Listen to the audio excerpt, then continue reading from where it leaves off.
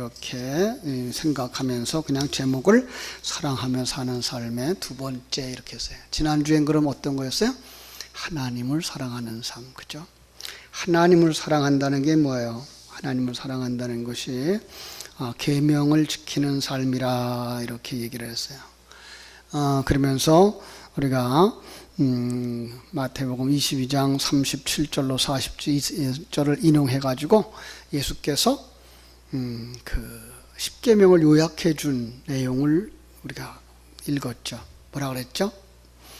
내 마음을 다하고 목숨을 다하고 뜻을 다하여 주 너의 하나님을 사랑하라 하는 것이니 이것이 크고 첫째 되는 계명이요 둘째는 이와 같으니 네 이웃을 내 몸과 같이 사랑하라 하셨으니 이 두 계명이 온 율법과 선지자의 강령이니라 이렇게 말씀을 해주셨어요. 십계명을 뭐라고 했어요? 하나님 사랑과 이웃 사랑이라는 말로 요약을 해주셔서 우리가 지금 하나님 사랑은 어떤 건가 지난번에 말씀을 나눴어요. 그죠? 자, 하나님을 어떻게 하나님을 사랑할 수 있을까? 하나님을 신뢰하는 거라 그랬어요. 근데 그 하나님을 신뢰하는 것이 우리에게 먼저 일어나는 게 아니에요. 하나님의 사랑이 우리에게 먼저 부어졌다. 그러니까 하나님의 사랑을 우리에게 먼저 계시해 주셨다 이런 거예요. 그래서 우리가 하나님의 생명을 가진 자가 되지 아니하면 그 하나님의 사랑을 알 수가 없어요. 그래서 하나님의 생명이 부어지고 우리가 생명을 가진 자가 되어지고 눈이 열려지고 나면 그분이 어떤 존재인지를 알게 돼요.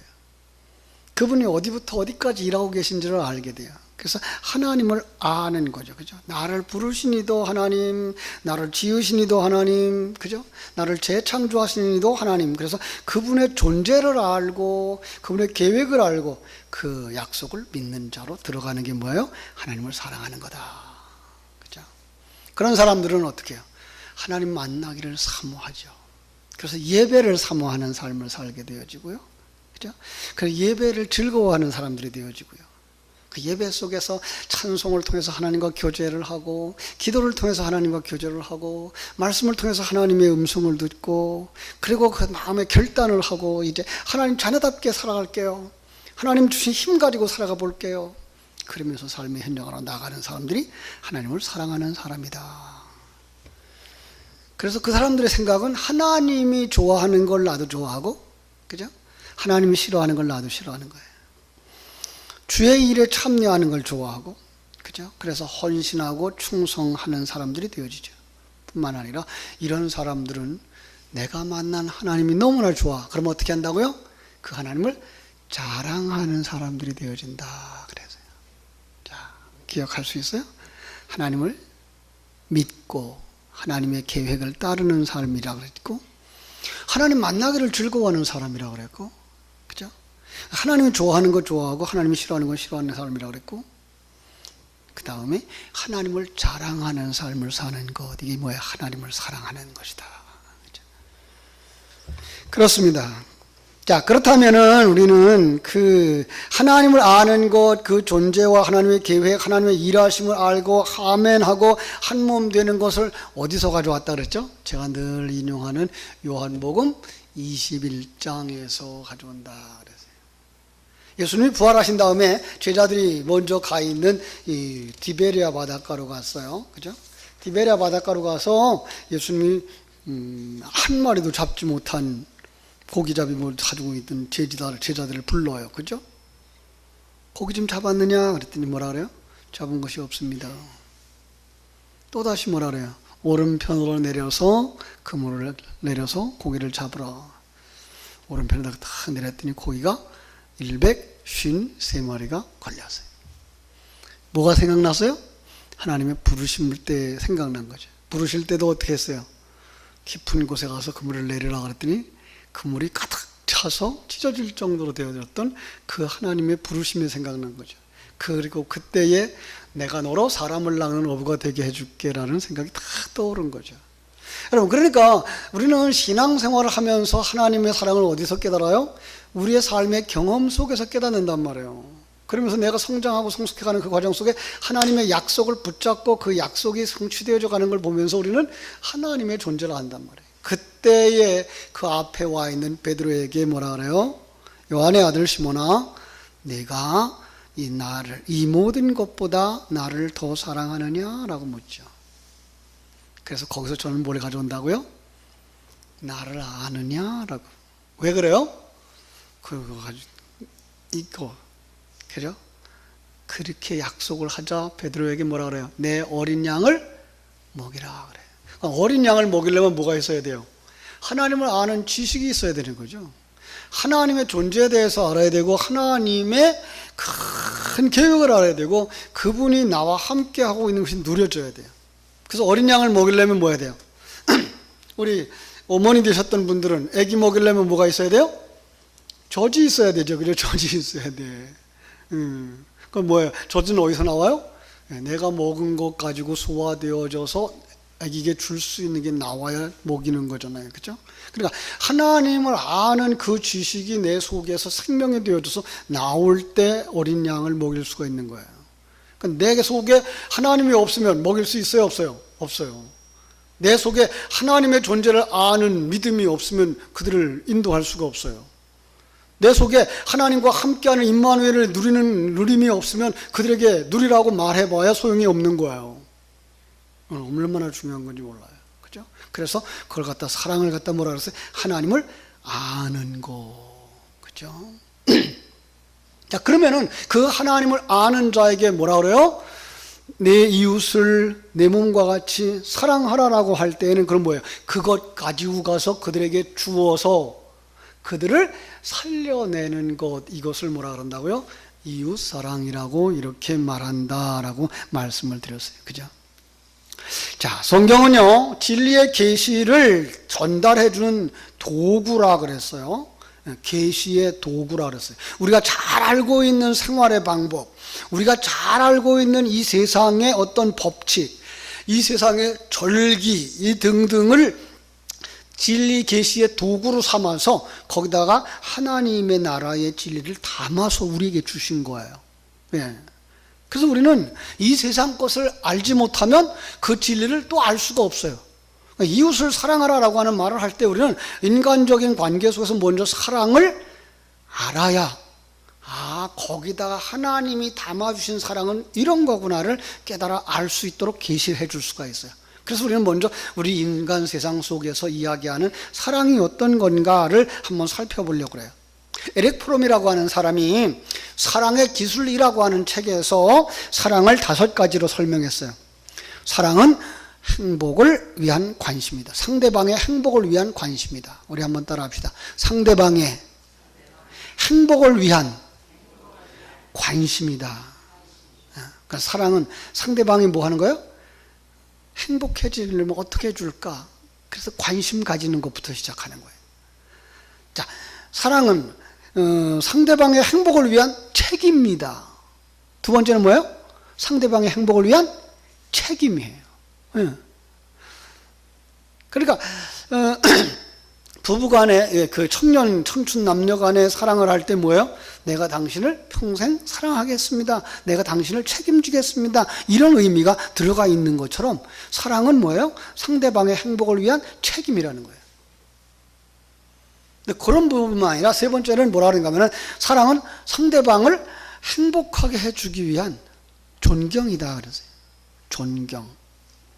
네 번째가 상대방의 행복을 위한 이해고, 5번째는 아낌없이 주는 것이라고 그러겠어요. 자, 한번 5가지 생각해 봅시다. 사랑은 뭐라고요? 첫 번째, 관심이에요. 상대방의 행복을 위한 관심. 두 번째, 책임. 세 번째, 존경. 네 번째, 이해. 5번째는 아낌없이 주는 거. 그죠? 아낌없이 주는 거예요. 그래서 우리는요, 성경이 말하는 사랑을 이야기할 때 청춘 남녀의 사랑을 이야기하지 아니하고 부모님의 사랑을 대표적으로 이렇게 인용을 해요. 왜죠? 부모님의 사랑은 아낌없이 주는 거예요. 아낌없이 주는 것. 그래서 제가 생각나는 이야기가 하나 있어요. 셸 시버스타인이라고 하는 사람이 쓴 책에 아낌없이 주는 나무라는 이야기가 있죠. 아낌없이 주는 나무. 옛날에 나무가 한 그루 있었어요. 그리고 그 곁에 어린아이가 한 사람 있었어요. 매일같이 이 소녀는 나무에게로 와서 떨어지는 나뭇잎을 줍고 나뭇가지를 줍고 나뭇잎으로다가 왕관을 만들고 숲속에 왕자 노릇을 하면서 나무 근처에서 놀았어요. 이 소녀는 나무 줄기를 타고 올라가서 그저 나뭇가지에 매달려서 그네도 타고 그네도 뛰고, 그리고 가을이 되면 열매를 따다가 먹고 그랬어요. 나무와 소녀는 이렇게 교제를 맺으면서 숨바꼭질도 하고, 그러다가 이 소년이 피곤해지면 나무 그늘에서 단잠도 잤어요. 그래서 나무는 소년을 사랑했고, 소년도 나무를 사랑했어요. 나무는 정말 행복했어요. 자, 그런데 시간이 흘렀어요. 소년도 점점 나이가 들었어요. 그런데 나무는 홀로 있을 때가 많았어요. 아이가 자주 오지를 않아요. 그러던 어느 날 소년을 찾아왔어요. 나무가. 그 소년이 나무를 찾아왔어요. 그래서 너무나 좋았어요. 야, 내 줄기에 올라가서 가지에 매달려, 그리고 그네도 뛰고 열매도 따먹고 그리고 놀면서 즐겁게 지내. 이 소년이 말하는 거야. 난 이제 나무에 올라가 놀기에는 너무 커버렸어요. 내가 크잖아요 이제. 난 물건도 사고 싶고 신나게 놀고 싶단 말이야. 그래서 돈이 필요해. 내게 돈 좀 줄 수 있겠어? 나무가 뭐라 그랬을까요? 내겐 돈이 없어. 그런데 내겐 나뭇잎과 열매는 있어. 얘야, 내 열매를 따다가 팔지. 응? 그러면 돈이 생기겠고, 그러면 너가 행복해질 수 있잖아. 이 소년은 나무에 올라가서 나무의 열매를 따다가 가지고 가버렸어요. 그래도 나무는 행복했어요. 오랜 세월이 지나서 나무는 또 외로워졌어요. 소년이 오질 않아요. 슬펐어요. 그런데 소년이 또 와요. 너무 기뻤어요. 그래서 나뭇가지를 흔들면서 반겼어요. 얘야, 네가 왔구나.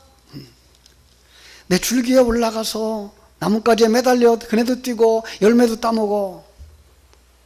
그랬더니 이 나무가 하는 말이, 소년이 하는 말이, 나는 나무에 올라갈 만큼 한가롭지 않단 말이야. 그러면서 하는 말이, 내겐 집이 필요하거든. 아내도 있고 이제 아이도 있어서 그래서 집이 필요하단 말이야. 너 나에게 집을 하나 마련해 줄 수 있겠니? 나무가 뭐라 그랬을까요? 나는 집이 없어. 그런데 내가 사는 이 숲이 나의 집이야. 너는 내 가지를 잘라다가 집을 지으려무나. 거기서 네가 아내와 함께 아기를 키우면서 행복하게 살면 난 좋을 거야. 이 소년이 나무에 가지를 다 잘라다 집을 지었어요. 다 가지가 다 잘라져 버렸니 나무. 그래도 행복했어요. 이 소년을 위해서 뭔가 줄 수 있다는 것 때문에. 그런데 세월이 지나도 이가 오지 않아요. 아주 오랜만에 이 아이가 왔어요. 그래서 야, 왜 이렇게 오랜만에 왔어? 정말 너무 반갑다. 와서 놀자. 그랬더니 이 아이가 나이가 많아졌대요. 난 이제 놀 수가 없어. 난 먼 곳으로 여행하고 싶어. 배가 한 척 필요해. 너 내게 배를 하나 사줄 수 있겠니? 나무가 뭐라 그랬을까요? 이 줄기를 잘라다가 나무를 만들어, 배를 만들어라. 이 소년이 그 나무를 쾅 찍어다가 배를 만들었어요. 그리고 떠나갔어요. 밑둥만 남아있는 이 나무는 소년에게 무언가 줄 수 있다고 하는 것 때문에 그래도 행복했어요. 얼마나 시간이 지났을지 소년이 늙은이가 다 되어서 왔어요. 그때 나무가 그 아이에게 말하는 거예요. 아이가 아니겠죠. 할아버지가 됐겠죠. 그죠? 얘야, 난 이제 너에게 줄 것이 없구나. 난 너에게 열매도 줄 수 없고 가지도 줄 수 없고 줄기도 줄 수 없고. 그랬더니 내가 네게 무엇을 주었으면 좋겠는데 남은 거라고는 아무것도 없고 나무 밑둥뿐이야. 그때 소년이 하는 말이, 나는 이제 좀 앉아서 쉴 만한 곳이 필요해. 그러면 됐다. 내 어깨에 올라와서, 내 등에 올라와서 쉬거라. 나무 등 그 위에 소년을 태우고 그는 거기서 함께 쉬면서 함께 행복했다. 이게 아낌없이 주는 나무. 누구의 이야기예요? 부모님의 이야기예요. 요즘 우리 결혼한 우리 큰아들 녀석이 이제 여기 와서 일을 해요. 전주에다가 부인하고 또 우리 아들을 두고서는 일주일에 한 번씩 내려가면서, 그런데 제 집사람이 아이의 그 아들의 뒷바라지 하는 모습을 이렇게 보면서 조금은 그렇게 알겠어요. 부모님이 그 자식들을 사랑하는 그 마음, 남편한테보다 더 잘해줘요.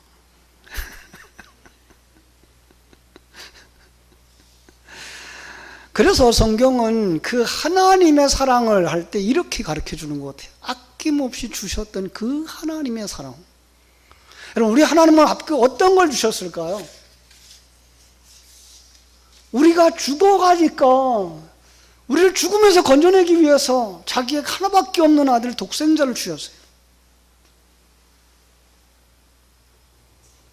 우리를 살려내기 위해서, 우리가 행복해지기를 원해서. 우리 예수님은 우리에게 뭘 주셨어요? 살과 피를 쏟아 부어주시려고 자기를 십자가에 못 박게 내줬어요. 오늘도 어떤 설교 한 편을 준비하면서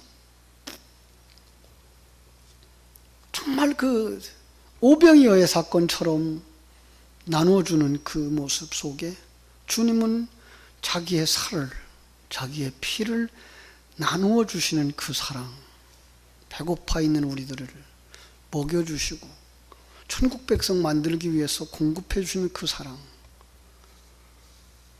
뿐만 아니라 우리가 죄악에 빠질까봐 성령을 보내주시고 우리가 하나님의 사람으로 성장해 갈 수 있도록 교회를 세워주시고 그 속에서 다듬어지고 만들어져서 하나님의 사람으로 설 수 있기 위해서 하나님은 여러 가지 환경들, 사건들, 그 속에 생명의 말씀을 전해주시는 그 하나님의 사랑, 이런 사랑, 우리가 그 사랑 때문에 오늘 살아가는 줄로 믿습니다. 그런데 그 사랑 속엔 뭐가 들어가 있어요? 오늘 이야기 속에서 우리는 찾아올 수 있는 몇 가지 주제가 있어요. 우리의 죄 사함이 있어요. 그죠? 죄 사함을 속죄라는 말을 쓰죠. 그런데 그 단어와 빚을 갚는다는 단어가 같이 쓰여져요. 여기서 빚 갚는 이야기가 우리의 죄를 사하는 이야기로 이렇게 바꿔볼 수 있다는 거예요. 자, 임금에게 빚진 사람이 하나 있었어요. 얼만큼 빚을 졌어요? 한 100억쯤 졌다 그래요. 아니, 100억이면 우리나라 돈 많은 사람은 갚을 수 있으니까 한 1000조 정도. 이 세상 어떤 사람도 갚을 수 없을 만큼의 큰 빚을 진 거예요. 근데 그 사람이 돈을 벌어서는 그 빚을 갚을 만한 능력이 안 되는 거예요. 집에 있는 걸 다 팔아도 그 빚의 액수를 갚을 수가 없는 거예요. 활발히 열심히 돈을 벌어도 그걸 갚을 수가 없어요. 임금이 그걸 알고 뭐 했어요? 그래, 나 그거 없어도 산다. 다 용서해 주셨어요.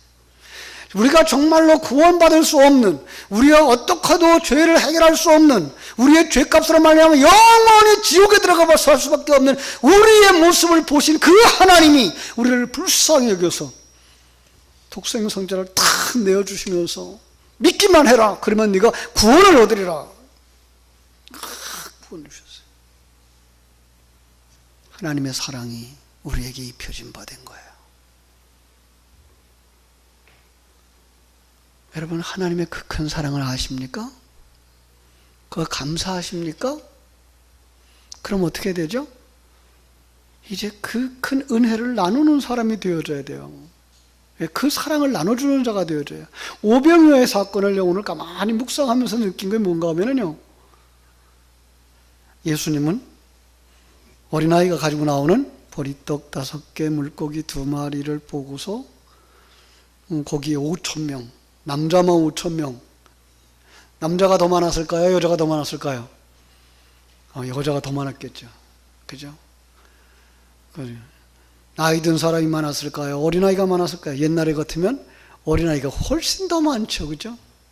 그 많은 사람들을 무리지어 앉으래요. 그래서 어떤 데는 50명, 어떤 데는 100명 무리지어서 앉은 거예요.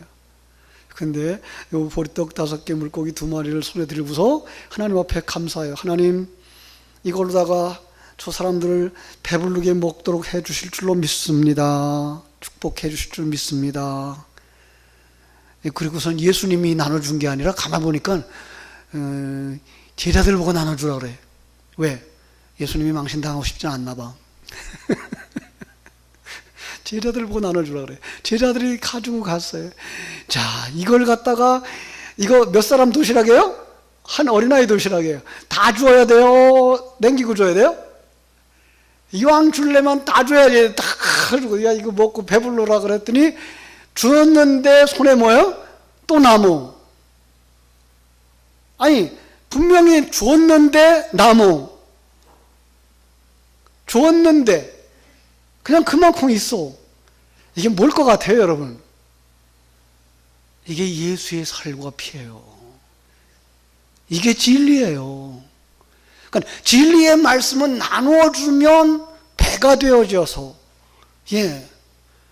정말 그 진리가 내 안에 충만되어지는 거예요. 이거는 설교를 해본 사람이 알고 말씀을 전해본 사람이 아는 거예요. 그 내용을 전하느라고 준비하고 그걸 묵상하고 그걸 그냥 있는 힘 다해서 전하고 나면 그 전한 것이 그들에게 전달되어진 것보다 내 속에서 이게 충만히 차는 거예요. 다 나눠줬어요. 거기 모여있는 모든 사람이 배부르게 먹고도 몇 바구니 남았어요? 12바구니. 12이라는 숫자가 어떤 숫자라고 그랬죠? 아들의 숫자. 그 아들의 양식이에요. 이게 진리예요. 그게 뭐예요? 그게 사랑이에요. 네가 1만 달란트의 빚을 탕감받았으면 이제 어떻게 돼요? 다른 사람의 빚을 탕감시켜줘야 돼요. 어떻게 탕감시켜줄까요?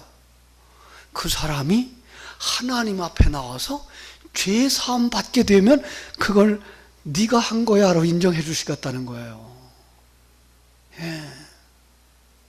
우리는 형제의 잘못을 책망하고 형제의 부족을 탓하고 그를 묶어다가 옥에다 가둬버리고 거기에서 정말 나오지 못하게 만드는 그런 무지막지한 사람이 아니라 그들에게 그 주어진 것, 내가 받은 은혜, 내가 받은 사랑, 그걸 뭐 하면 나눠주면 그 사람도 살고 나도 사는데,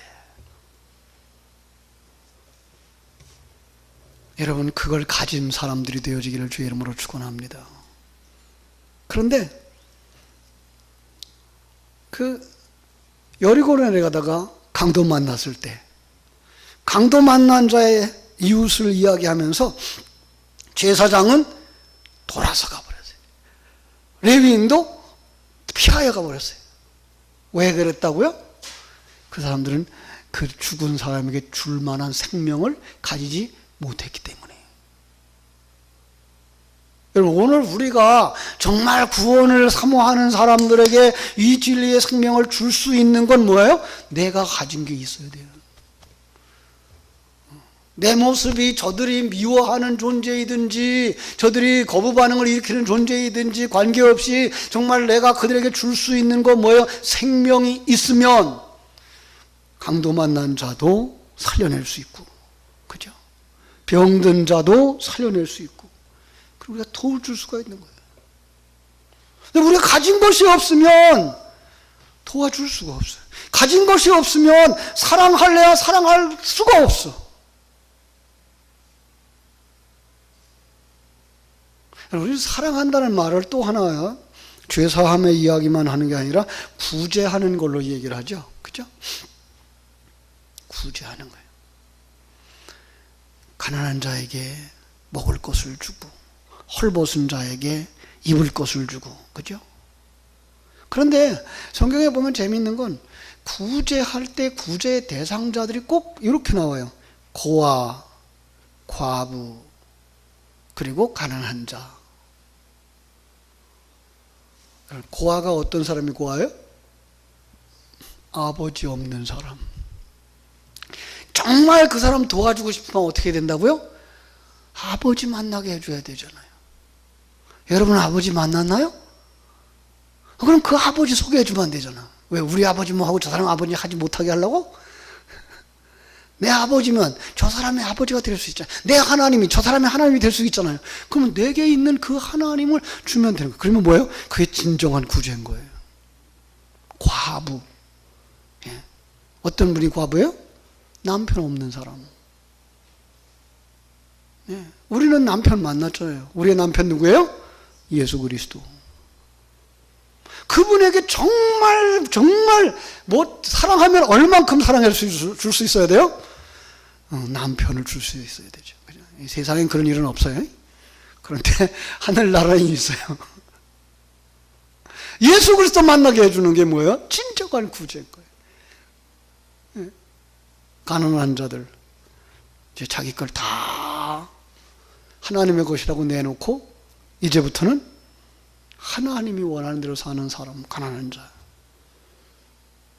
그에게는 정말 그 양식은 그를 살찌우게 할 뿐만 아니라 더 많은 사람에게 양식을 나눠줄 수 있는 전달자가 되기 때문에 그걸 줄 수 있는 거예요.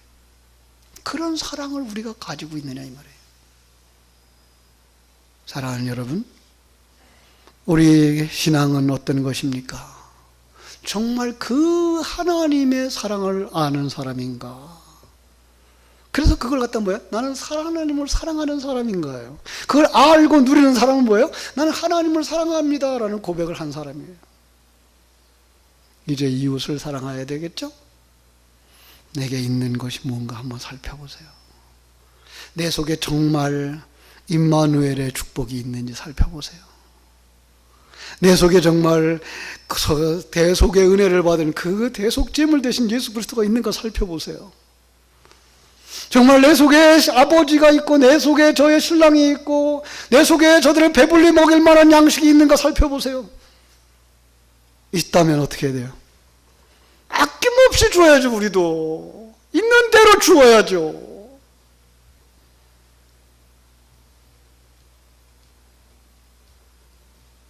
과거에 제가 그런 얘기 한 번 한 적이 있어요. 우리 아주 오래된 얘기 하나 할게요. 이렇게 교회가 성장하는 과정 속에서 한 해 여름에 울릉도로 우리 지구촌 선교회라 그래서 우리 동기들끼리 모였던 선교단체, 지금까지 계속되고 있습니다만은 거기에 전도 집회하러 일주일 동안 갔다 왔어요. 혼났어요. 태풍 뒤에 울릉도 가니까 파도 쳐가지고 이 배가 울렁거리니까 울릉도에 도착할 때 되니까 그냥 애기는 애기대로 울고 엄마는 엄마대로 구르고 그렇게 고생하고 왔는데 교회가 슝슝해요. 목사가 전도사가 무슨 전도하러 갔겠냐, 놀러 갔겠지. 그러면서 그냥 저에 대한 목사에 대한 그 부정적인 의견을 가진 사람들 속에 부정적인 얘기를 자꾸만 불어넣어줘 가지고 교회가 그냥 이렇게 불만이 가득 차 있는 거예요. 그 당시 부목사였던 조 목사가 목사님 어떻게 해결해야 되죠? 어떻게 해결해? 기도해야지. 다른 게 뭐가 있어요? 그런데 그 여름의 행사나 그 흉흉한 사건이 벌어지기 전에 봄에 3월 달에 그해 9월 달인가요? 부흥회 약속을 했어요. 목사님의 사모님이셨는데 정말 경험 많고 고난 많이 겪으신 사모님인데 그 부흥회 하는 날이 왔어요. 부흥회 하는데 첫날 자기가 5월 달에 3월 달에 약속하고 5월 달쯤 이 교회를 위해서 기도할 마음이 있어서 기도를 하다가 하나님이 주신 성경 구절이라 그러면서 이걸 주제 구절로 삼고 이번 부흥회를 하려고 합니다. 그러면서 칠판에 쓰는데 그 성경 구절이 모두를 감싸는 거예요. 그리고 그 설교하는 간증하는 그 과정 속에 온 성도들의 마음이 치료되는 거예요. 저는 그 부흥회 3일 동안에 하나님이 우리 교회 성도들을 사랑하셔서 이 상처 날 것을 아시고 이 위기를 아시고 이들을 치료하시기 위해서 저 사모님을 50여 년 전에 준비하셔서 50여 년 전에 그 많은 과정과 그 고통을 경험하게 하시고 그것 가지고 와서 오늘 치료하시는구나. 그때 우리 이현욱 권사님 같은 경우는 화장실을 한 3, 40분 되면 한번 가셔야 되는데 그냥 2시간 설교를 앉아서 들어요.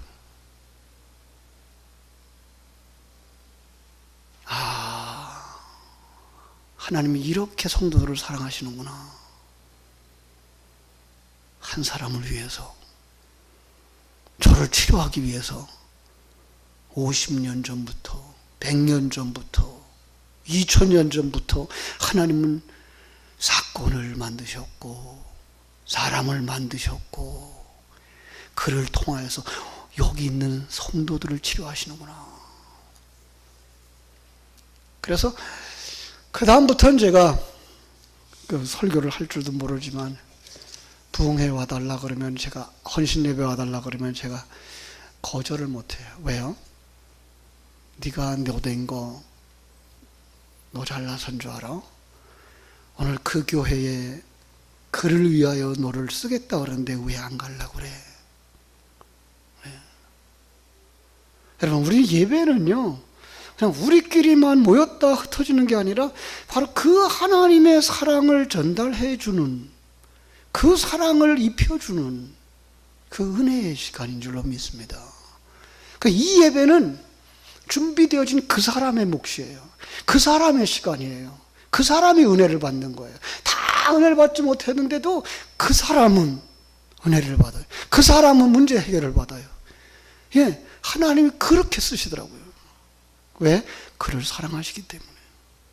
이제 우리 속에 뭐예요? 줄 것이 있다면 하나님이 그를 어디서 부르시든지 어디서 사용하시든지 누구를 만나게 하시든지 그에게 이 하늘나라의 진리를 전함으로 말미암아 그분의 죄가 사함받고 그분이 참으로 갈급한 심령 속에 만나가 채워지고 소경이 눈이 열려지고 안진뱅이가 일어나는 귀한 역사가 일어나는데 거기 누구를 쓰시기 원하세요? 나를 쓰시기 원합니다. 여러분 가족을 사랑하십니까? 여러분 부모님을 사랑하십니까? 자녀를 사랑하십니까? 이웃을 사랑하십니까? 무엇으로?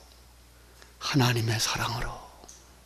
하나님이 부어주신 그 넘치는 은혜와 풍성한 사랑으로 그들을 사랑할 수 있어서 그들을 주님 만나게 하고 그들이 구원받게 하고 그들을 하나님 나라에 이르도록 이끌어가는 하나님의 사랑의 사람들, 오직 주의 사랑에 매여 주님을 찬양할 수 있고 주님을 전할 수 있는 정말 사랑하는 삶을 살아가는 여러분들 되시기를 주님의 이름으로 축원합니다.